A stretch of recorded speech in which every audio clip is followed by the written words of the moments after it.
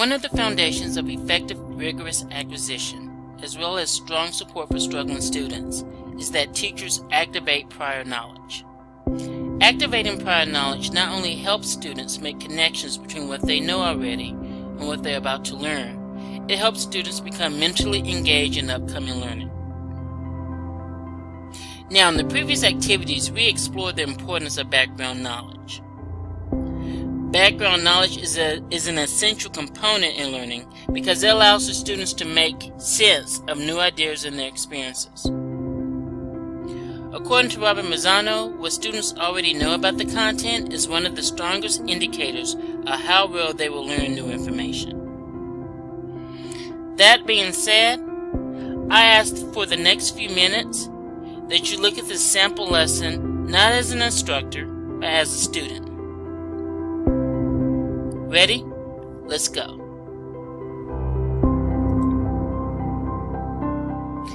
In this particular sample lesson, you as the student, I'm asking you to please read over the student objective.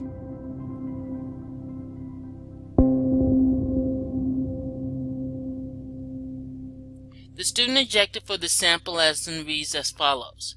Students know rivers and streams are dynamic systems that erode, transport sediment, change course, and flood their banks in natural and recurring patterns.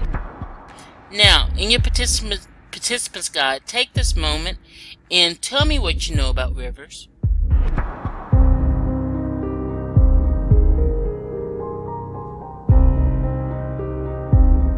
Where have you seen a river? Have you ever been in a river?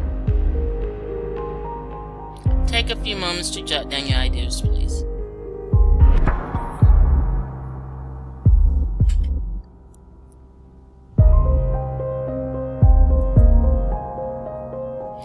Now,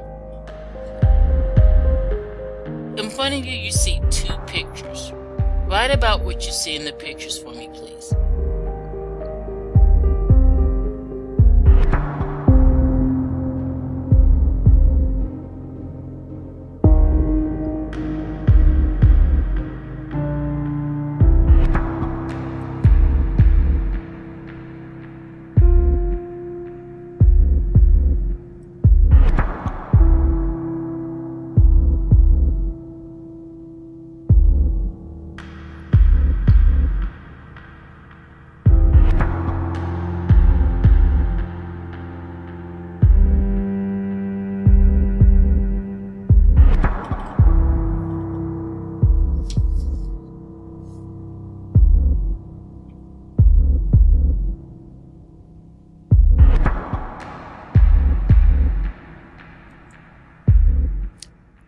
Next, I would like for you to brainstorm some questions that might help us answer the questions we have about rivers, and what they do to the land, and how they might change the land.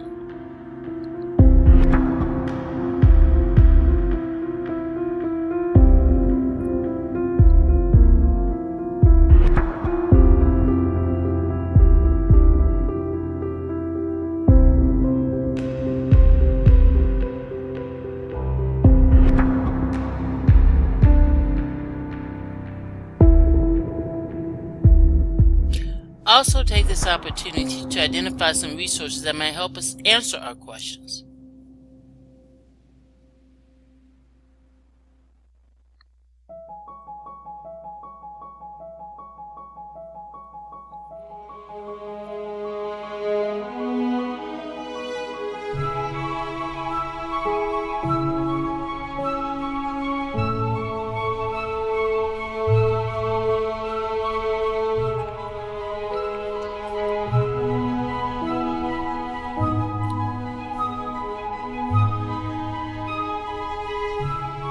Okay, do me a favor, take your student cap off and put your teacher cap back on for me, please.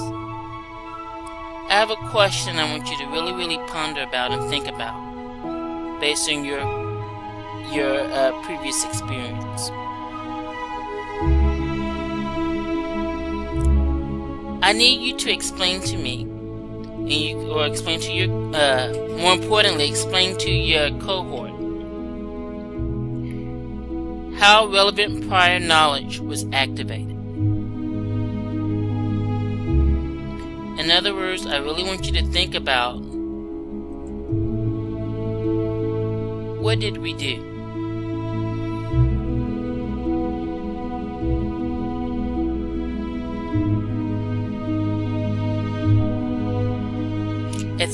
At this moment, if you would like to pause the video and discuss it with your group, please feel free to do so.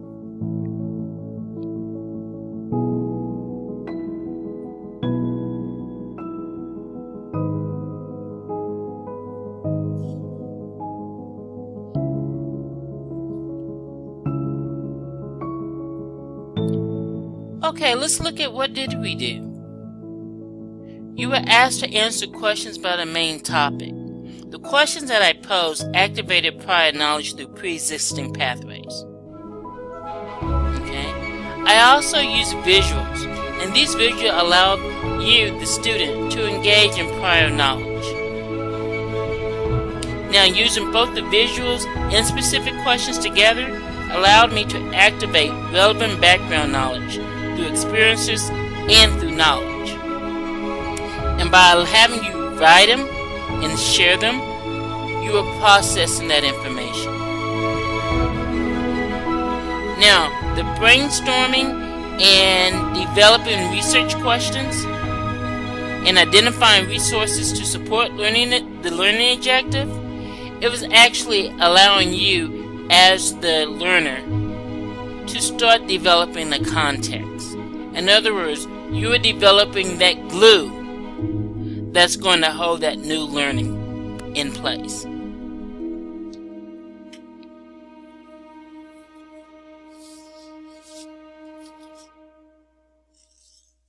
So,